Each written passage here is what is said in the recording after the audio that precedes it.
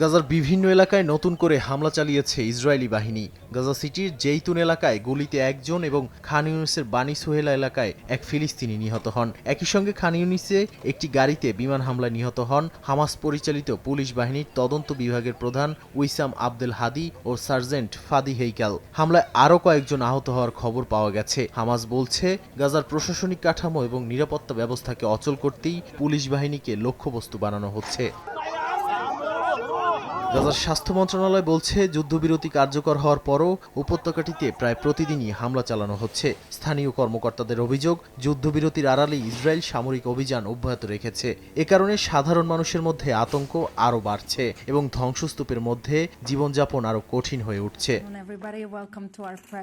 অন্যদিকে অধিকৃত পশ্চিম তীরে সহিংস বসতি স্থাপনকারীদের বিরুদ্ধে নতুন নিষেধাজ্ঞা অনুমোদন করেছে ইউরোপীয় ইউনিয়ন। ইউর পররাষ্ট্রনীতি প্রধান কাজা কালাস জানিয়েছেন, ফিলিস্তিনিদের উপর হামলায় জড়িত বসতি সংগঠন এবং নেতাদের লক্ষ্য করেই এই পদক্ষেপ নেওয়া হয়েছে। ফ্রান্সের পররাষ্ট্রমন্ত্রী বলেন, পশ্চিম তীরে চরমপন্থী ও সহিংস বসতি সম্প্রসারণে জড়িত সংগঠনগুলোকে টার্গেট করা হয়েছে। তবে এই নিষেধাজ্ঞাকে রাজনৈতিক ও ইহুদি বিদ্বেষী আখ্যা দিয়েছে ইসরায়েল। দেশটির জাতীয় নিরাপত্তা মন্ত্রী ইতামার বেন-গাভির ইইউকে অ্যান্টিসেমিটিক বলে অভিযুক্ত করে বলেন, বসতি সম্প্রসারণ থামবে না। একই সুরে ইসরায়েলের পররাষ্ট্রমন্ত্রী গিদিয়ন সার দাবি করেন, ইসরায়েলি নাগরিকদের রাজনৈতিক মতের কারণে অন্যায়ভাবে টার্গেট করা হচ্ছে। নাদিম মারজান, সময় সংবাদ।